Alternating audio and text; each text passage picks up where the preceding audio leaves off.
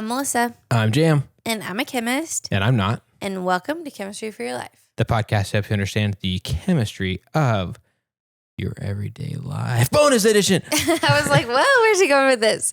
So just for those of you who are tuning in for the first time, this is a little like Q&R style where we get questions or comments or feedback from our listeners, and then we give responses to them.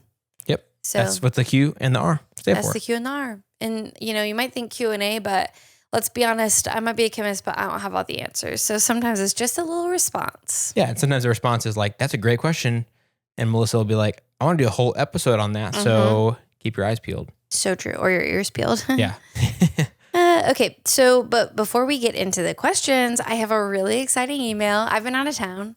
So I got home today and I got this email today. They sent it a few days ago, but when I read this email, I had stars in my eyes. I was so excited. Jam's already seen it. Yep. But I freaked out a little bit. In that email, I changed it a little bit for identification purposes because I don't know if that person, I didn't have time to check if they were okay. And you'll see the information they share will out their identity. So I didn't want to do that. Right. So I edited it a little to make it a little vague, but we got an email from a real life scientist and I lost it. Okay. I know I'm a scientist too, but this is really exciting. The email says, "Hi, Melissa and Jam. I just listened to your most recent episode on the chemistry behind mosquito attraction to humans. I'm a co-author of this paper." That was when I stopped reading because I was like, oh my gosh. So that's episode 163. We talked about sort of the most recent development in our mosquito saga. So going back to the email, they said, "As a longtime listener of your podcast, I was thrilled to hear your recent episode cover our work." I can't believe it. "I just wanted to send a quick email to say I really enjoyed the episode and you guys covered the study in great detail. Thanks for sharing your research and I'm glad you guys enjoyed it." I feel so starstruck, like a celebrity emailed us. Yeah.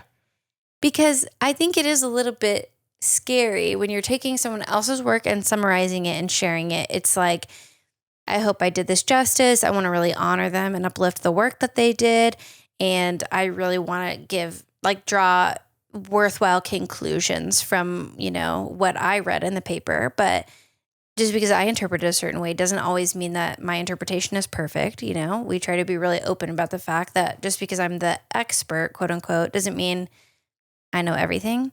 And so getting this email from the people who did the work, it was like, oh my gosh, this is so exciting. And they already listened to the podcast and then they emailed us after they heard their work, before. I was really excited. It's super cool. What's funny too is that I was very surprised by this email too. I first read it whenever Melissa was still out of town. Mm-hmm. My first thought, I just read the first sentence, I listened to the most recent episode, especially behind mosquito attraction to humans. I'm a co-author of this paper. And then before I read the rest, my first thought was just like, oh man, did we get something wrong? Me too. And I was like, oh no. But then I read the rest, I was like, oh, that's so nice and so cool. And also then the actual wow, I can't believe they are a listener and they just reached out just to say, thanks for covering this and going into detail and stuff like that was so cool. And then I went and marked it as unread because I knew that Melissa would not want to miss that one. So would freak out. Yeah. And I did. I was so excited. Yeah. And I did reach back out to them and said, if there's anything you want to add or if you have any corrections or anything, please let us know and we'll share it in the future. But I want to share that with our listeners because that was such a big deal. And I also wanted to give this person a shout out. So thank you so much for emailing us. That was really amazing. Super cool. Okay, we can get into the questions now. Okay. This next one comes from a comment on one of our YouTube shorts from our episode about silicone, which we talked about BPA and plastic and stuff like that quite a bit in that episode and in that short. And yeah, if you didn't know, we sometimes take snippets of our episodes and turn them into YouTube shorts. Yep. And people comment on those and they comment on our YouTube videos and I take things from that as well in the Q&Rs. The Bri M said, I feel like these things aren't inherently malicious, referring to BPA and plastic and silicone and whatever else. But it's definitely hard to know exactly what we're subjecting ourselves to. Thanks for the awesome podcast, as always. Yeah, I agree 100% with what Brian said. I think it's really hard. I try to talk about this in the episodes too, but it's just hard to know because it always feels like someone's trying to sell us something. either it's a greenwashed version where it's supposed to be better for you and the environment, but we don't really know, or it's, companies trying to sell their literal products. I don't know. It just always feels like even we learned that recycling isn't exactly what we've thought that it was, So it always feels like there's a little bit of an undertone of someone's trying to sell you something. Right. And so it is a really gray area. So it's not inherently malicious. None of these I think are inherently malicious, but it is important to look into them to the best degree that we can and talk about them. So I agreed 100%. I definitely think these are all gray areas, and it's been really interesting and kind of difficult to explore them. And I think at this point, we'll have already put out our episode about PFAS, and that's another one that's hard to do. Or wait, no, is it coming out next week?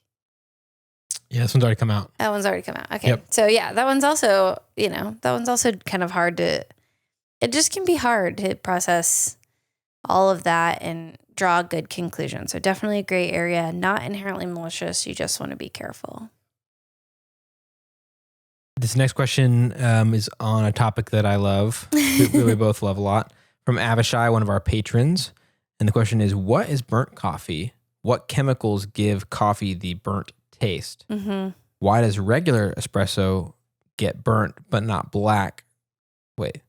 Gets burnt but not black coffee being boiled at 100 degrees Celsius or 212 Fahrenheit? Yeah. So I think there's a lot of questions. Avishai has really good questions all the time. So I really liked this one. So I put them on anyway, but I don't think I'll be able to fully answer them now. I think especially the espresso thing is going to take an episode because we haven't even talked about espresso at all in any of our coffees. Yeah, that's true. So, and I think Jam actually would know more. So I do want to put the ball back in your cart, but in my cart. In your car. I'll put the ball back in your car or your cart. Okay. Your court. All right. But I'll start with this. I do think when you have hotter water, it extracts more flavors that are bitter. And so the hotter you brew your coffee, sometimes it can taste a little bit more bitter, like after a certain point. Is that correct? Sometimes if you brew it at boiling, it's hotter. Is that right? Right. How is it hotter? Is it more bitter? More bitter. I have some thoughts on that, Okay. but maybe just keep finishing your thing Okay. and then I'll. No. So if there are bitter chemicals in the coffee ground, if it's hotter, it's able to extract more quickly, which is part of why cold brew is usually a little bit less bitter. So that's part of what I think the burnt taste is. But I also think the literal beans can be burnt. Like you can roast them in such a way that it's not just giving them the nice Maillard reaction, but it's moving past that into being burnt. Yes. So that was my two thoughts. But I actually wanted Jam to answer some of this and everything you know about espresso, or not everything. That would take a long time. But Yeah. The short version is, and also if you're wondering why she's even asking me at all, it's because I'm a coffee nerd. And you have a coffee roasting business? Yes. And I roast coffee and with Melissa's husband, Mason. So he also could speak to this a little bit if he was here. But so yeah, the burnt taste in coffee, in my experience, is always from, I should say 99% of the time is from the beans being too roasted. And then the hot water can just extract that. Yeah. And those so flavors. Yeah. And one of the coffee guys I like to watch and listen to what he has to say and stuff, he talks about how if you have a coffee that's too dark, like very darkly roasted where it gets basically burnt, you actually could lower your brewing temperature and that would extract fewer of those kind of burnt tasting notes or whatever. But that if your coffee is not burnt in the first place, you don't have to worry about that almost at all. And he's a huge advocate for boiling point brewing. Okay. Whenever your coffee is not burnt, because then you're extracting as much as you can, and you're not having to worry about trying to leave something behind that you don't want because that makes so much sense. You didn't make a mistake in the first place. Yeah. But I will say that that works to a degree. Obviously, like everything, coffee has a exception for everything. And a lot of espresso is done with a darker bean, or what's called more developed. There's a few reasons for that, and I'm like a lot less knowledgeable with espresso. Darker bean, like it's more roasted, like almost to the burnt, but not quite a dark roast. Yeah, it should be a little bit more like if you took a traditional what would call like filter coffee or drip coffee or like pour over, you would go a little lighter. And if you knew you were going to use a bean for espresso, you would typically want it to be a little bit darker. Okay. Not like burnt, but a little bit darker. And I think there's a few reasons for that. One of them being that so many espresso drinks are going to include some sort of milk, some sort of fat, some sort of sweetness. It's going to balance that out a little bit, and it helps to come through in the taste if you've gotten a little bit darker and a little bit more developed. And also sometimes that helps with some sweetness in the coffee if you don't overdo it. Interesting. But that's a common practice, is to have espresso be a little bit darker. But I know places where they're like using insanely burnt coffee for espresso or for everything. And that's not right. That shouldn't be happening. There's a certain very popular coffee chain that I think everything I've ever gotten from there tastes burnt. Yeah. So if it's that bad enough where it's bitter and like really burnt tasting, at least my opinion is that shouldn't be the case. Okay, that's good to know. Made a mistake. That was fun that it crossover expertise. Yeah. Crossover question, crossover episode. Okay, on to the next one. Next one. This one's from Philemon M.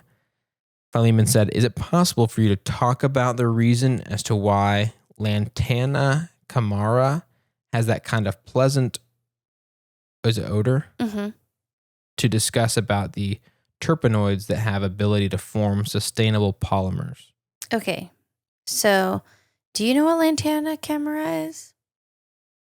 Neither did I. I don't think so. Yeah, you're like, I looked it up. It's a flower, and somebody said that the smell, I tried to look up what the smell was, and I think if you look it up, it would look familiar enough to you.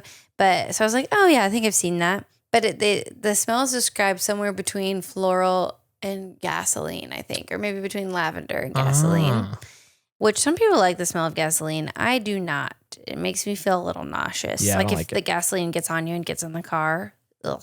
Yeah. But so just with that being said, in general, I think a lot of time plants have smells for two reasons. And one is to ward people off or ward predators off.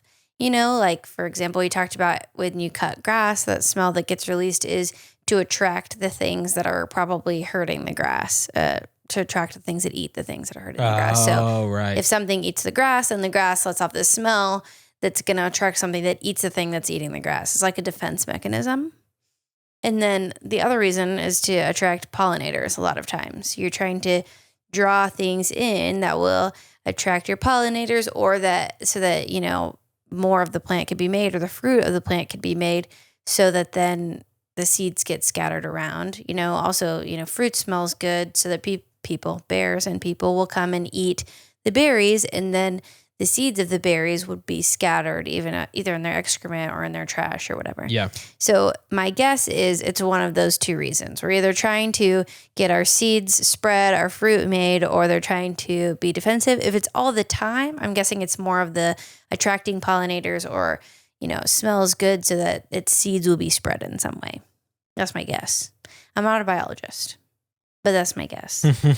Now, regarding terpenoids, we very briefly talked, or not briefly, I guess we did talk about terpenoids, not the sustainable polymers, but just that terpenoids exist in the episode that talked about what do Christmas trees and jet fuel have in common. Oh, right. So if you want to go learn a little bit more about terpenoids, check that out. I'm sure they'll come back up in a future episode. I think we also talked about terpenoids in the vanilla episode, maybe. They've been around. And some podcast app have it now where if you search a word, it shows up the transcript of the podcast. Oh. Which we do have transcripts available, but we're a little behind on that. Yeah. We did talk very briefly about, so we have our transcripts, but a lot of them have typos, and we might go ahead and just publish them with the typos. And if you notice a typo, you can reach out to us and we can change it. Typo meaning that the software that does the transcribing is typoing, not a human being. But, and it's just because it's going to be mishearing something, or like something like a specific chemical name that is kind of easy for something like that's designed to transcribe typical human speech that might not be like Yeah. really trained on like, what are all these different molecules? You Yeah. know, that's the problem that we've been encountering. Like atom sounds a lot like Adam, the person's name. Yep. Yeah. So that's my quick answer. All right. Interesting. This next one, here's another coffee sort of related one. This is from Nada on Instagram. Why does coffee spoil faster than tea? Okay, so I didn't know if they meant brewed coffee and tea or if they meant coffee and tea on the shelf. Oh, like before it's brewed. Before it's brewed. Yeah. Interesting. So I'm going to go with the dry one. Right. You know, coffee before it's brewed, pre-brewed versus tea that's pre-brewed. Right. I think beans last longer. Coffee beans that are roasted but aren't ground yet last longer. Would you agree? I think I thought it was the opposite. They last longer than ground up ones, I mean. Oh, yes. The beans last longer than ground up ones, yes. How long would you say a roasted bean is good for? I think people would say like ideally 2 weeks. Okay. If you stretch it to 3 or 4, it could be fine. Right. So we're talking about that, not the ground ones. Because once it's ground up, usually it goes stale. Like you can buy a bag of ground coffee, but it's going to taste better if it's freshly ground. Yeah, that's true. I guess that's kind of hard because the word spoiled makes it sort of seem like it's gone like really bad. Rancid. Yeah, but I think with coffee and maybe tea too, maybe it's like a gradual decrease of the tastiness. So here's my theory about it is that tea is typically leaves that have been dehydrated. They may be treated in some other ways, but the water is pretty much gone from them. But I would say there's still some water content in coffee, right? Mm-hmm. I think. And so I would guess that remaining water content is the problem, is the thing that makes it go bad. It could be a ton of other reasons, though. I think this would ultimately be a whole episode, but usually if there's less moisture in something, there's not a good medium for molecules to move around or to interact or to break down.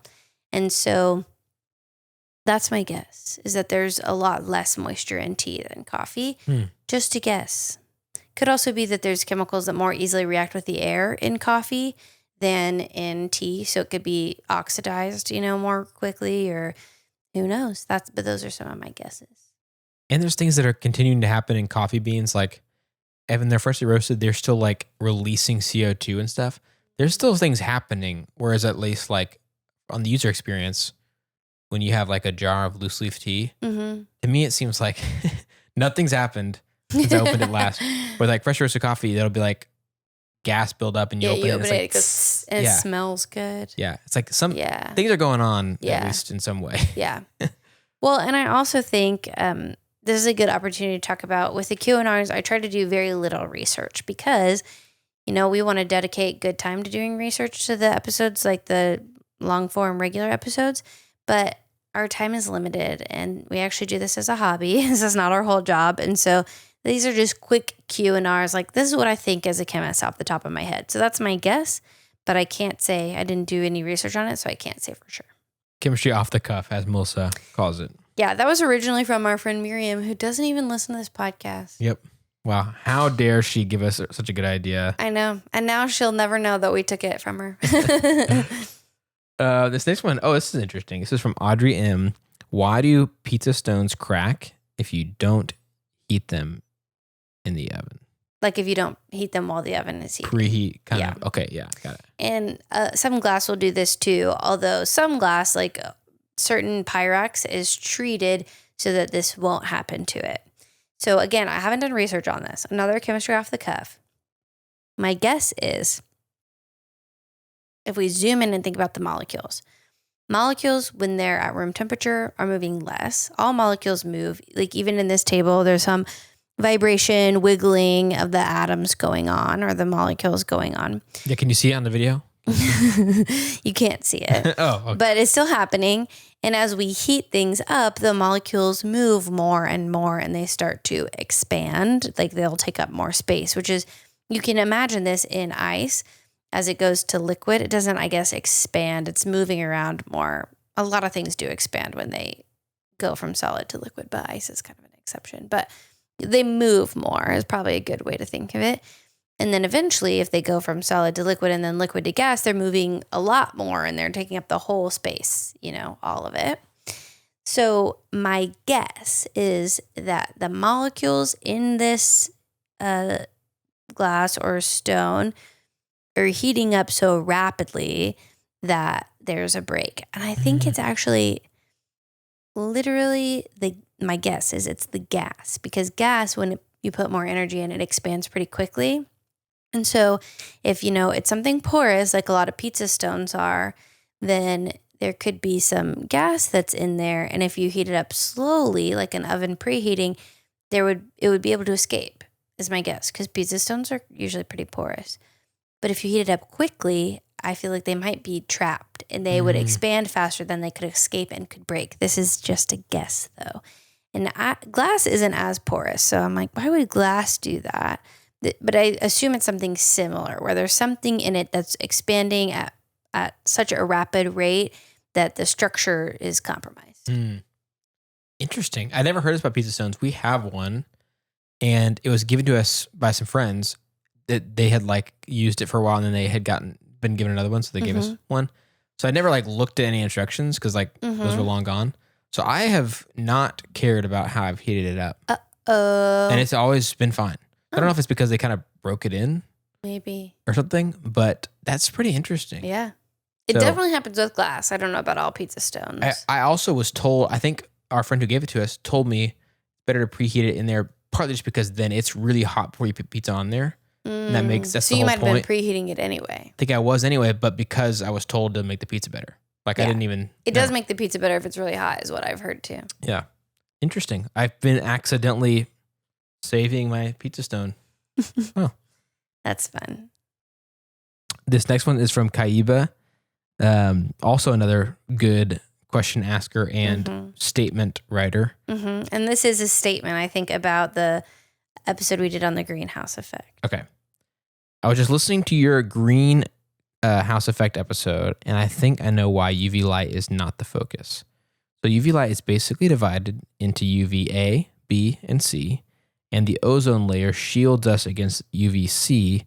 And the thing is that UVC is the one that transfers more heat than the others.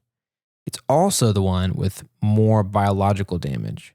This is why the ozone layer is important to help the planet to not get too hot. UVA and B transfer way less energy in the form of heat than UVC, but I also do believe that they contribute to heating up the air. So I liked this because it kind of went along with what we had talked about randomly in that episode, where I was like, but why aren't we talking more about UVA and B? Because I think they do contribute. It just seems like infrared is a much larger contributor, and that's why. But it was a good review on UVA, B, and C. And if you want to learn more about those, we talk about it in Why Things Fade in the Sunlight and in our ozone episode, which we did long time ago. Yep, that's right. So you can go back and the sunscreen episode. We talk about all of it. Yeah.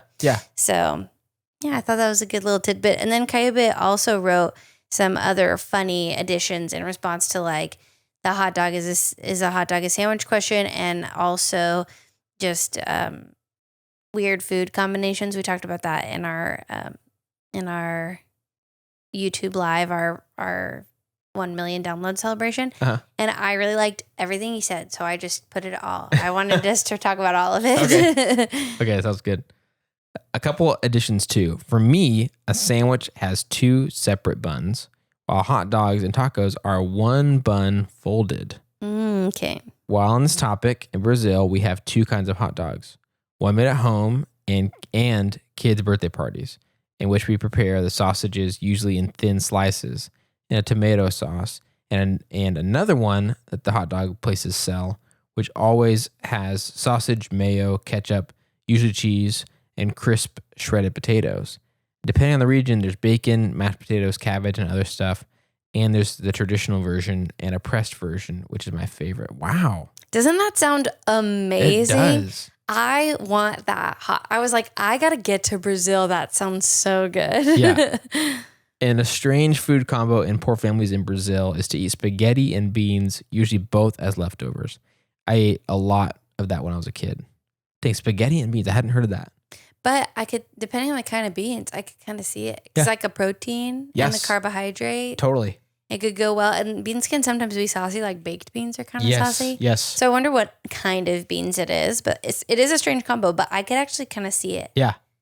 When you put it that way, it makes sense. And it's like, we obviously, have a bunch of different things we put in the sauce. And so it's like, if you had sort of beans instead of some sort of meat or whatever, it's like, oh yeah, that could probably not be weird. Yeah. So.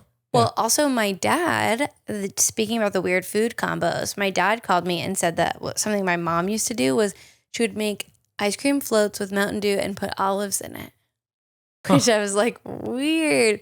And then, I don't know if we talked about this or not, but she did do hot Dr. Pepper and put lemon in it. Oh, I've heard of doing hot Dr. Pepper, like as like when you're sick or something like that. Yeah. Yeah. You know what's funny is I'll have to find this video and show it to you. But I just saw this video the other day where it's like this guy had done like a little comic strip, but he was like reading it out loud and showing the slides one by one to like a live audience. And it was about this conversation, the hot dog sandwich taco thing. And it was like one guy's saying like, a hot dog is a sandwich or whatever.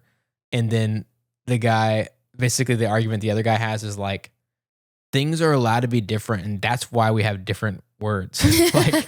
like he's like, no, you can't be a sandwich because you hold a hot dog differently than a sandwich. And then he was like, and then somebody else was like, well, then that means a taco should be a hot dog or something like that. And then the guy that just comes in is like, no, we have different words for things on purpose. Like he tries to basically just shut down the argument. He's like, stop categorizing things. Yeah, that's why we have the word hot dog, the word taco, and the word sandwich. Like they're different. And the way that it was like written was just so funny to me. Like it's like that really does kind of shut it down, doesn't it? It does. The reason I like this conversation, I think I've said it before, is I usually bring it up in the first day of my chemistry classes because it's like we have different reactions, but they fall into similar categories and they have similar features. And if you can recognize some of those similarities while noticing that they're distinct, that's a good observational skill. And it also gets you to think critically and talk about and defend your argument. And those are all things that I want people to be able to do in science. And so a lot of times on my very first day of class, I like to do icebreakers and I'll have my students have this conversation and then bring some of those things out. Yeah.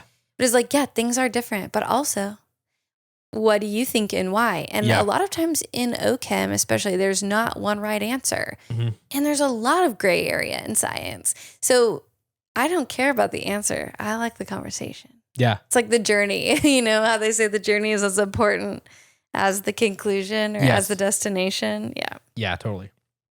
I like it too. I like to, and both, you and I both like arguing and like figuring out why we think something and then defending it, Yeah. So it's like, it's a great exercise in that. It's like, there's not high stakes here, but what's your argument and why? Yeah.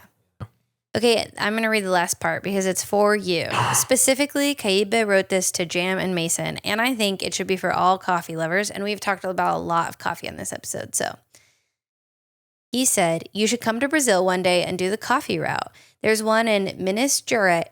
I hope I said that right. Gerais? Not sure. Sao Paulo and Parana. I believe that Minas is the best one because nowadays they have the best coffee beans, and Minas culinarily is the best of Brazil, which I was like, okay, I'll go there. And then he, maybe to defend that position, like he's not biased, said that he was from Sao Paulo and Parana. So, so that is good to know if you're planning a trip to Brazil. That seems like it would be an amazing trip. So maybe one day. That does seem super cool. And then we could get the hot dogs. Ooh, yes. I would love to do that. I would love to go to Brazil. I've been to just South America once only. It was forever ago, and I wasn't even into coffee, so I didn't even get the chance to enjoy coffee where I was, and let alone sort of like go hop around and visit different countries and stuff. So I'm long overdue. Maybe one day when your kids are older, and Jam and I married to different people on the same date, not the same year, but we have the same wedding anniversary. So we could take a big, a double date trip. That'd be fun. And then you and Mason could do all the coffee stuff, and me and your wife could just hang out. We could probably go because it'd be pretty. Yeah, and the ultimate reward would be like, because that would be M's biggest thing. She'd be like, okay, if there's a hot dog at the end of this journey, then I'm in.